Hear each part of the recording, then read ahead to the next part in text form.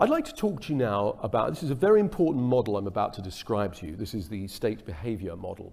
And that is that all the results you get in the world, basically, come out of your behaviors. And your behaviors are driven by your neurophysiological states. States are love, anger, apathy, fear, motivation, joy, creativity, etc., etc. And so we're all moving from different states all day long, yeah? You're in a different state, as I mentioned, when you're in the bath to when you're driving a car, or at least I would hope so. So your states are created by three things. Your internal dialogue, or internal audio, if you like, so that voice you talk to yourself with, yeah? Or replaying audio. I mean, I like to do the demonstration where I ask people to remember things that have been said to them that's really upsetting, and remember it in a different tone of voice, and notice how that changes it. So we're talking to ourselves all day long. We're going, oh, do this, do that. Or sometimes we're going, I can't believe you did that. And we're criticizing ourselves, yeah? But that is influencing our state. So are the pictures that we make, the movies we make in our mind, but it's also the way we make them. So let's just do a quick thought experiment. I would like you to just put your pens and pads down, and then what I want you to do is close your eyes, and I want you to remember a time that you felt good, and return to it like you're back there again now. See what you saw, hear what you heard, and feel how good you felt. That's right. Make the colors rich, bright and bold, and the sounds loud, and the feeling strong. Yeah, woo, that's it, and keep remembering it, and keep remembering it. There you go.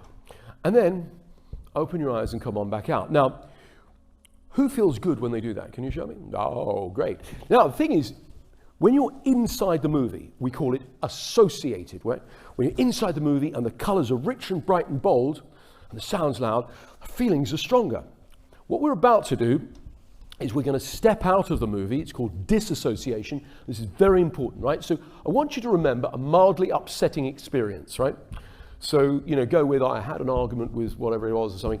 Don't go with, I was abducted by aliens, or, whatever, it's something heavy. Just go with something mildly upsetting, right? We'll do the much more upsetting stuff later. So I'd like you to remember a mildly upsetting experience and remember what happened. And now I want you to float out of yourself and see the back of your head as you send that further and further away, that mildly upsetting experience. And then drain all the color out so it becomes black and white. And then shrink it down, that's right, and send the picture away. And then come on back out. Now, who finds that when they think about the upsetting experience, they feel upset, but when they step out of it and they look at it like it's happening to somebody else, it feels less upsetting? Who finds that, yeah? Okay. So I'll give you an example of how powerful this is, because you see, it's not just what we think, it's how we think that's crucial, right? At school, you are taught what to think. You're not taught how to think. This is all about how to think, right? And how to think affects how you feel, how you behave, results you get in the world. When my father died, I was pretty destroyed by it, actually. And I started drinking heavily, and I was in a terrible place, and I just couldn't get over the sadness of it all. And one day it became obvious to me that I kept thinking about the last few months of his life and the hospital and that blasted machine that went beep and anyway, and I went, hang on, wait. And I was inside the movie. So of course, I'm back there at the saddest moment, I'm reliving it over and over again. So I would go, hang on, stop. And I would step out of the movie, I'd make it black and white, and I'd send it away.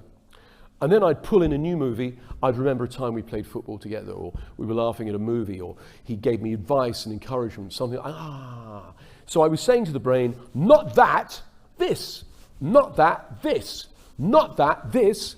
And of course, after I'd done that repeatedly for a day or so, that became the new default setting. That became the new habit, if you like. Yeah. People say to me, how do you break a habit? I go, well, you don't. You just replace one habit with another habit. Yeah. Because there are a whole load of things that you are hardwired to do, and because you're a human, like you're hardwired to eat, right? But you're not hardwired. You're not born a smoker, right? No baby ever says to his mother, gee, I'd like some cigarettes. It's one of those things you have to force yourself to do. Usually behind the bike sheds at school, and that's right, you have a cigarette and you feel really tough, don't you? So what we're going to be exploring here are things that you've picked up and learned along the way, because there are all kinds of things that you've learned as habits, and then you've generalized about them. You know, you learn how to open a door or tie your shoelaces, and after you've done it several times, you go, all doors work like that, yeah? Otherwise, you'd have to learn how to go in and out of a room each day. So you're going to be learning all kinds of things here, and they just become natural habits for you in your communication. So, what makes state? The sounds and the pictures, not just the pictures or the movies, but the way we make them, whether we're inside them, associated, or whether we're outside of them, disassociated, right? They affect our state, the way we feel. So we all use a voice to talk to ourselves all day long, yeah? You know, you're talking to yourself right now. I'd like you to show me where that voice is. Is it the front of your head? Is it at the back? Yeah, whereabouts is it? Yes, that's it, there you go. So this voice, by the way, it might change locations depending on what it's saying to you, you know, like emergency stuff might be, and also the tone of it will be different. Like if it's crikey, we gotta get out of here, that'll have a different tone to, I like the look of this person. Yeah, so the tone tells us about things, yeah? So I want to show you how it is that changing the tone changes the state, changes the way you feel. So I'd like somebody who had something once said to them, maybe as a child, something, you know, kind of mean and horrible, something that somebody said, that someone said to them, and even now when you think about it, it still upsets you. Who has had it? Let's come and talk to this lady here. Hi, what's your name? Yolanda. Yolanda, hang on, is this on? Is this on? Yeah, here we go. Yolanda. Yolanda. Yolanda, where are you from? I am from California. From California. I used to live in California. It's great. Weather's great, isn't it? It's amazing. Yeah. Yolanda, what was it your mother said to you? She used to say, I wish you'd never been born, you ruined my life. Okay, right. Now, I would guess that she probably was not a very well person to have said that to a little child, right? Now, thing is when you think about it now, I can see the upset on your face. Yeah. Yeah, I hadn't really thought about it in a long time. Okay, but even though it was said to you many, many years ago, thinking about it now is still upsetting you. It just did really. Yeah, that's right, because it went in with the power of a hypnotic suggestion. It went in at an impressionable age, an authority figure, boom, it's in there. Ah! Yeah, and who wouldn't be upset by that? Now, what I need you to do, because we're going to go recode it, magic's about to happen, right? What I want you to do is see her face, and I want you to hear the words in this tone when they're going to come out of her mouth, and it's going to be, I wish you had never been bad, you ruined my life. I wish you'd never be born, you ruined my life. I wish you'd never be born, you ruined my life. I wish you'd never be born, you ruined my